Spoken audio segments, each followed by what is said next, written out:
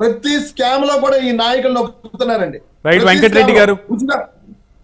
వెంకటరెడ్డి గారు ఈ విషయంలో మీ స్థానాలకు సంబంధించి ఎవరైతే 151 మంది గెలిచారో ఆ స్థానాల్లో ఉన్నటువంటి అభ్యర్థులే వేరే వేరే స్థానాల్లో పోటీ చేస్తున్నటువంటి పరిస్థితి.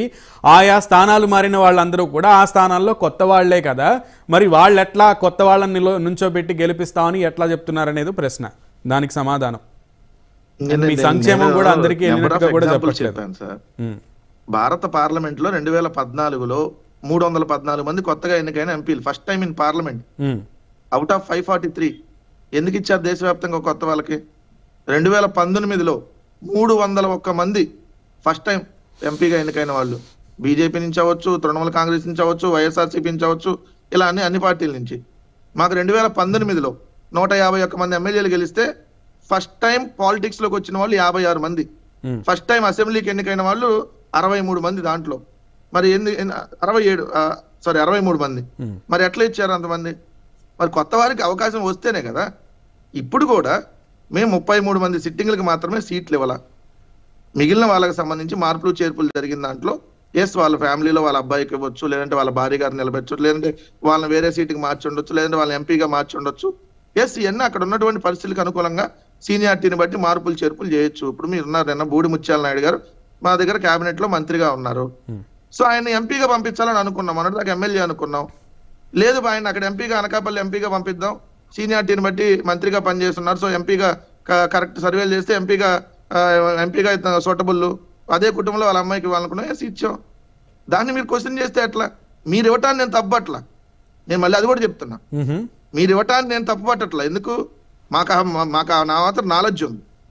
సో చంద్రబాబు నాయుడు గారు లేదంటే ఇంకో పార్టీ మార్పులు చేర్పులు చేస్తే మేము అడగల. కానీ ప్రధాన్ని భూతద్దంలో పెట్టి అదే బోడిగుండుకి మోకాలకి లింకెట్ చూసేటటువంటి మీ రాజకీయ పార్టీలకి మీరు మారిస్తే ఏమైంది మీ నీతివంతం అని అడిగాను. రైట్. ఈసారి వై నాట్ 175 అంటున్నారు, వై నాట్ 25 కూడా వచ్చినట్టే అని అంటున్నారు వెంకటరెడ్డి గారు. మరి ఈసారి 25 ఎంపీ సీట్లు ఇస్తే ప్రజలకు ఏం చేస్తామని చెప్తారు? ఎవరి మెడలు వదిలిచ్చి ఎవరి మెడలు వంచి ఏం సాధిస్తారని చెప్తారు? వస్తున్నాను జోష్న గారు, ఆయన ఆన్సర్ మీ దగ్గరికి వస్తాను. మీరు 20 ఇప్పుడు మోడీ గారితో ఆల్రెడీ పొత్తు పెట్టుకొని ఒకసారి గెలిచి 4 ఏళ్ళు ఇక్కడ వాళ్ళు మంత్రి పదవులు పంచుకొని, అక్కడ 4 ఏళ్ళు వాళ్ళు మంత్రి పదవులు పంచుకొని, అది అయిపోయిన చాప్టర్ సార్, అది అయిపోయిన చాప్టర్. వాళ్ళు అందుకే ఓడిచ్చారు, మిమ్మల్ని గెలిపించారు. అంటే గతం వద్దండి, దాని గురించి రాజకీయ పార్టీలు గతంలో ఏ గడ్డి తిన్నారు లేదంటే ఏం చేశారు అటు గురించి డిస్కషన్ వద్దండి. ఫ్రెష్ గా మళ్ళీ వస్తున్నాం మేము మళ్ళీ మోసం చేయడానికి, దాని మీద డిస్కషన్ చేయండి అంటే రెండింటి మీద డిస్కషన్ చేస్తారు కదా. డెఫినెట్ గా సార్, మీరు రెండింటి మీద డిస్కషన్ చేద్దరు వెంకటరెడ్డి గారు. No please get my point. నా పాయింట్ అర్థం చేసుకోండి. 2019లో మీరు గెలవడానికి కారణాలు అవే కదా. 2024లో మీ పాయింట్స్ ఏంటి? ఇప్పుడు 2024లో మనం ఉన్నాము, 2019లో మీకు అధికారం ఇచ్చారు. బికాస్ వాళ్ళు 2014లో చెప్పినటువంటి అంశాలు ఏవైతే ఉన్నాయో వాటిల్లో కొన్ని నెరవేరలేదు, కొన్ని చేయలేకపోయారనే ప్రశ్నలతోనే మీరు ప్రజల్లోకి వెళ్ళారు, మిమ్మల్ని ఆదరించారు. ఇప్పుడు మీరు ఏం చెప్తారు? మీరు 2019లో కొన్ని విషయాలు చెప్పారు వెంకటరెడ్డి గారు, కొన్ని చేయలేకపోయారు, మీరే స్టిక్ అనే చెప్పేస్తున్నారు. That's what. మోడీ అసలు ఈ రాష్ట్రానికి ఇప్పుడు 2019లో మీరు చెప్పారు పోలవరం చేస్తామని చెప్పారు, ప్రత్యేక హోదా చెప్పారు, స్టీల్ ప్లాంట్ గురించి చెప్పారు, ఇంకా చాలా అంశాలు చెప్పారు. వాటి గురించి మీరు చేయలేకపోయారని చెప్తాను. ఇంకో క్వశ్చన్ అడిగితే ఉపయోగం ఏంటి? మీరు 2 నిమిషాలు క్వశ్చన్ అడిగినప్పుడు కనీసం 1 నిమిషం క్వశ్చన్ ఎక్కువ, ఆన్సర్ తక్కువ ఉండదు ఎప్పుడైనా. డెఫినెట్ గా సార్ వెంకటరెడ్డి గారు, నేను స్ట్రైట్ క్వశ్చన్ అడిగా, నేను స్ట్రైట్ గా చెప్తున్నాను సార్. చెప్పండి. మరి మీరు గతాన్ని కాదు, మీరు 2019 గురించి చెప్తున్నారు, 2024లో 2019 నుంచి 24 వరకు జరిగింది చెప్పండి సార్. ఇప్పుడు 2014 నుంచి 18 దాకా వాళ్ళు అధికారంలో ఉన్నారా లేదా? 19 దాకా ఉన్నారు కదా. ఏది 2 పార్టీలు కలిపి నేను అడిగేది. 2 పార్టీల ప్రభుత్వం ఉంది కదా ఇక్కడ అధికారంలోకి, బీజేపీ తెలుగుదేశం ప్రభుత్వం ఉంది కదా, దానికి జనసేన 4 ఏళ్ళు మద్దతు ఇచ్చింది కదా. నరేంద్ర మోడీ ఏం చేయలేదు, నల్ల బెలూన్లు వదిలారు కదా. ఇప్పుడు నరేంద్ర మోడీ గారు ఏం చేశారని తెల్ల బెలూన్లు వదులుతున్నారు. రైట్. జోష్న గారు, తెల్ల బెలూన్లు వదులుతున్నాం, నరేంద్ర మోడీ గారు ప్రత్యేక హోదా ఇస్తానన్నాడు. నేను సమాధానం చెప్పకూడదు. జోష్న గారు చెప్తారు మమ్మల్ని క్వశ్చన్ అడిగినప్పుడు. జోష్న గారు, మీరు అడగాల్సింది అది కదా. 3 పార్టీలు పొత్తులో వెళ్ళినప్పుడు ఏ ధర్మం ప్రకారం వెళ్ళారనేది మీరు అడగాలి. ఏ ధర్మం ప్రకారం వెళ్ళారు అప్పుడు ఇవ్వలేదు కదా, ఇప్పుడు ఇచ్చారని వెళ్తున్నారని క్వశ్చన్ మోడరేటర్ మీరు అడగట్లేదు. వెంకటరెడ్డి గారు ఒక్క నిమిషం ఆగాలి. సమాధానం చెప్పాలి. ఎక్కడ మాట్లాడారు, ఏం మాట్లాడారు? ఒక్క నిమిషం వెంకటరెడ్డి గారు. ఇక్కడ ఇంకో పార్టీలు ఒకటే కూటమి, సునీల్ గారు నేను మాట్లాడినా పార్టీలు ఒకటే వర్షన్ అయినప్పుడు వాళ్ళకి 3x5 నిమిషాలు ఇచ్చినప్పుడు కనీసం దాంట్లో ఒక సగమన్న సార్ ఇక్కడ కూటమికి ఒకళ్ళంటే నేను ఒక్కళ్ళనే పెట్టేవాడిని, ముగ్గురు పార్టీలను ఎందుకు పెట్టాను? రేపొద్దున మీరు ఇప్పుడు నిన్నటి దాకా వ్యతిరేకంగా బెలూన్లు వేశారు, ఇప్పుడు కలిసి వేస్తున్నారంటే ఈ 2 పార్టీలు సమాధానం చెప్పాలి కదా. మొన్న నల్ల బెలూన్లు వేశారు, ఇప్పుడు తెల్ల బెలూన్లు వేశారంటే ఇద్దరు సమాధానం చెప్పాలి. మీరు 1:3 అని రేషియో ఎట్లా చూస్తారు? ఒక్క నిమిషం సార్, ఒక్క నిమిషం చెప్పండి, ఒక్క నిమిషం వెంకటరెడ్డి గారు. ఒక్క నిమిషం వెంకటరెడ్డి గారు, ఇది ల్యాప్స్ అవుతుంది. నో నో నో, దీనికి అర్థం ఉండదు, ల్యాప్స్ అవుతుంది తప్పితే, టైం ని సాగదీయడం తప్పితే అర్థవంతమైన డిబేట్ అవ్వదు. జోష్న గారు ఆన్సర్ ఇస్తున్నారు, మీ దగ్గరికి వస్తాను, మీరే ఆన్సర్ ఇద్దరు, మీకే ఇస్తాను యాంపుల్ టైం. ఆంజనేయ రెడ్డి గారు అంత సీనియర్ ప్యానలిస్ట్, సీనియర్ పొలిటీషియన్, ఆయనంత పేషెన్స్ గా వెయిట్ చేస్తున్నారు. ప్లీజ్ ప్లీజ్, నాకు టైం ఇచ్చిన టైంలో మీరు క్వశ్చన్ కి ఆన్సర్ ఇవ్వకుండా మీరు మళ్ళీ క్వశ్చన్ చేశారు సార్. ఉపయోగం ఏంటంటున్నాను sir. No no no, Joshna గారు వస్తాను, మీ దగ్గరికి వస్తాను, ఆగండి వెంకటరెడ్డి గారు, మీ దగ్గరికి వస్తా, మీరు చెప్పాలనుకున్నదంతా చెప్తా. మీరు స్ట్రైట్ ఆన్సర్ ఇస్తే మీకు టైం ఇస్తా, మీరు స్ట్రైట్ ఆన్సర్ ఇస్తే మీకు టైం ఇస్తా. ఒక్క నిమిషం జోష్న గారు. ఎవరు మీరు చెప్తానికి స్ట్రైట్ ఆన్సర్ ఇవ్వలేదని నేను ఇస్తుంటే మీరు సగం క్వశ్చన్లు అడుగుతున్నారు, ఆ క్వశ్చన్ కి సమాధానం రాకుండానే మళ్ళీ అవతలకి వెళ్ళిపోతున్నారు. ఇప్పుడు వాళ్ళు మిమ్మల్ని అడిగిన ప్రశ్న ఏంటి? నేను మిమ్మల్ని అడిగిన ప్రశ్న ఏంటి? మీరు చెప్పిన ఆన్సర్ ఏంటి చెప్పండి. అది స్ట్రైట్ ఆన్సర్ ఎట్లా అవుతుంది చెప్పండి. నేను ఇప్పుడు అడుగుతున్న క్వశ్చన్ 2019 గురించి, మీరు 2014 గురించి చెప్పారు. 2019లో ఏం జరిగిందనేది నేను చెప్పాను.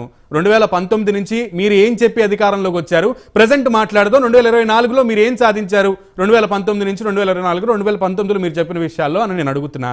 స్ట్రైట్ గా 30 సెకండ్స్ లో క్వశ్చన్ అడిగా, 30 సెకండ్స్ లో ఆన్సర్ చెప్పండి, లేదా 1 మినిట్ తీసుకుని ఆన్సర్ చెప్పండి. కుటుంబానికి లబ్ధి చేకూరితే ఓటు వేయమంటున్నావు, లబ్ధి చేకూరకపోతే ఓటు వేయద్దు అంటున్నావు. అంటే మంచి జరిగితేనే ఓటు వేయండి. ఒకవేళ మా ప్రభుత్వం ద్వారా మీ కుటుంబానికి మంచి ఏం జరగలేదు అనుకోండి, మాకు వేయద్దు అంటున్నాం. చంద్రబాబు నాయుడు గారు ప్రభుత్వం, జగన్మోహన్ రెడ్డి గారి ప్రభుత్వంలో మంచి జరిగితే జగన్మోహన్ రెడ్డి గారు కోటేయండి అంటాం. వాళ్ళు ఆ విధంగా అడగట్లేదు కదా. మళ్ళీ మేము వస్తే అప్పుడు మోడీ బూమ్రాంగ్ చేశాడు, ఇప్పుడు మంచి బ్రహ్మాండంగా రంగులేస్తాడు అని చెప్పట్లేదు కదా వాళ్ళలాగా. అది మీరు అడగట్లేదు, నేను అడుగుతుంటే మీరు టైం ఇవ్వట్లేదు. రెండోది వాళ్ళు చాలా చెప్పారు. ఇప్పుడు ఏది మార్పులు చేర్పుల గురించి చెప్పినప్పుడు పవన్ కళ్యాణ్ ఎందుకు మారాడు సార్? 2 చోట్ల పోటీ చేసినప్పుడు మరి అక్కడ ఎందుకు నిలబడలా?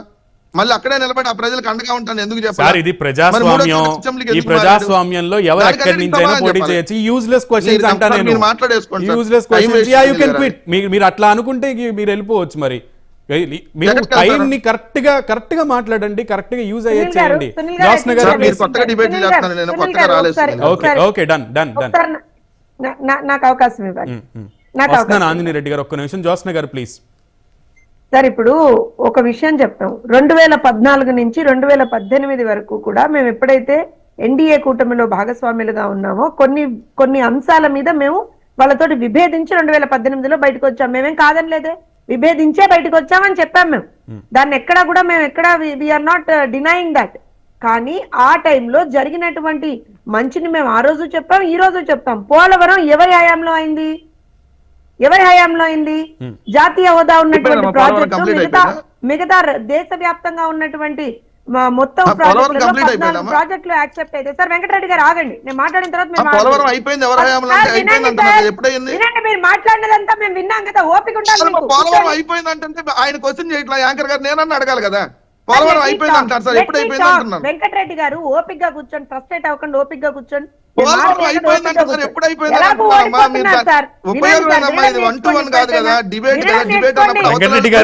వెంకటరెడ్డి గారు ప్రజలు చూస్తున్నారు సార్, ప్రజలు చూస్తున్నారు. నేను ఏమంటున్నా అంటే చూస్తున్నారని అడుగుతున్నారు సార్, మీరు అడగట్లేదని. మొత్తం దేశవ్యాప్తంగా 14 ప్రాజెక్టులు అప్పుడు జాతీయ హోదా వస్తే ఆ 14 ప్రాజెక్టులలో కేవలం 2 ప్రాజెక్టులు మాత్రమే బ్రహ్మాండంగా ముందరికి సాగాయి. ఒకటి గుజరాత్ లో, ఒకటి ఆంధ్రప్రదేశ్ లో.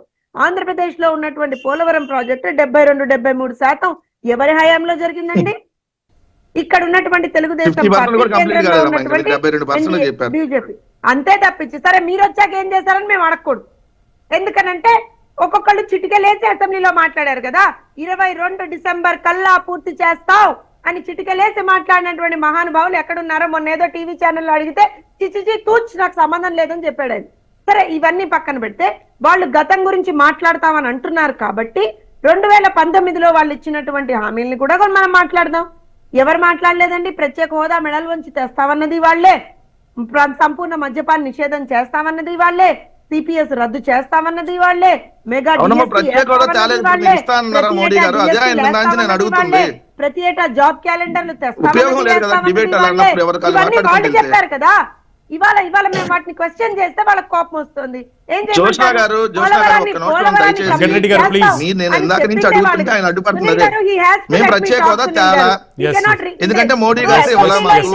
వెంకటరెడ్డి గారు, ఇస్తానన్నారా? వెంకటరెడ్డి గారు మీరే అంటారు 1 to 1 కాదని. ఇది లేదు ఆవిడ్ని కంప్లీట్ చేయమనండి, చేయనివ్వండి, వాయిస్ వినివ్వండి. టీడీపీ వాయిస్ వద్దా, మనం వినొద్దా? I did not interrupt in between. Yes, I think yes. మనం అందరం కూడా సునీల్ గారు నన్ను అడుగుతున్న ప్రశ్న మీకు అర్థం కాకపోతే మేము తేలేదన్నారు, వాళ్ళు తెచ్చామని వెళ్తున్నారా అంటున్నాను. ఆయన కూర్చోట్లేదా? చెప్తారు సార్, మేనిఫెస్టో ఇంకా రాలేదు కదా, వాళ్ళు ఏం చెప్తారు అనేది విందాం.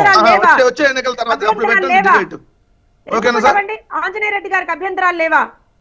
మేము మాట్లాడకుండా వింటలేదా మీరు మాట్లాడేది? రైట్. నేను ఒకటే చెప్తున్నా, ఈ బుల్డోజింగ్ ఆపాలి. సార్ మీనింగ్ఫుల్ గా మాట్లాడండి అండి. ఎవరు ఆన్సర్ ఇవ్వట్లేదు, మీరు ఏం కామ్ గా ఉంటుంటే ఎవరు ఏం చేత కాదా, లేదంటే ఎవరికి ఏం రాదని అనుకుంటున్నారా? ఏం నాకేం అర్థం కావట్లా. What is your point of being questioning? కాదండి, 2019 నుంచి మీరు ఏం చేశారన్న ప్రశ్న మిమ్మల్ని అడగకూడదా? లేదా మిమ్మల్ని వేరే పార్టీ వాళ్ళు అడుగుతుంటే? సునీల్ గారు, ఐ థింక్ వాళ్ళు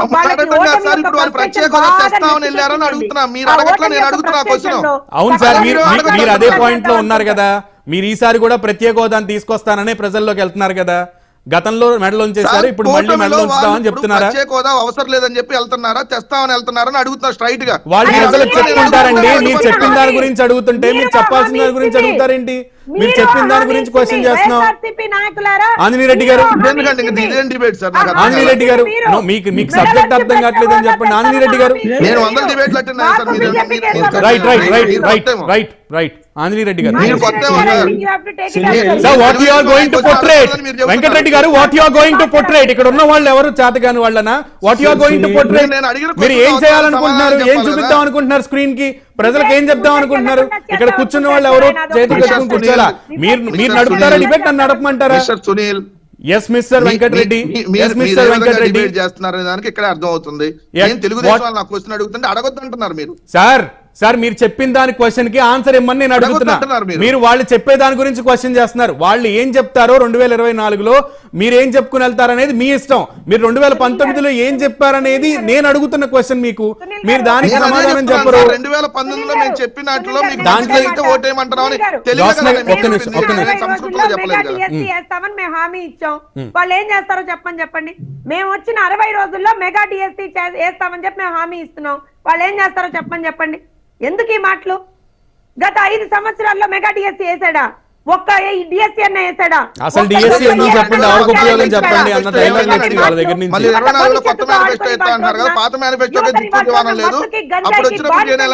ప్రజలు మిమ్మల్ని కూడా అదే క్వశ్చన్ చేస్తారు సార్, పాత మేనిఫెస్టోకి దిక్కు లేదని. మిమ్మల్ని కూడా అదే క్వశ్చన్ చేస్తారు. ఆంజనేయ రెడ్డి గారు, మేనిఫెస్టో ఇంటింట్లో ఉంది మిస్టర్ సునీల్ గారు, తెలియకపోతే మీకు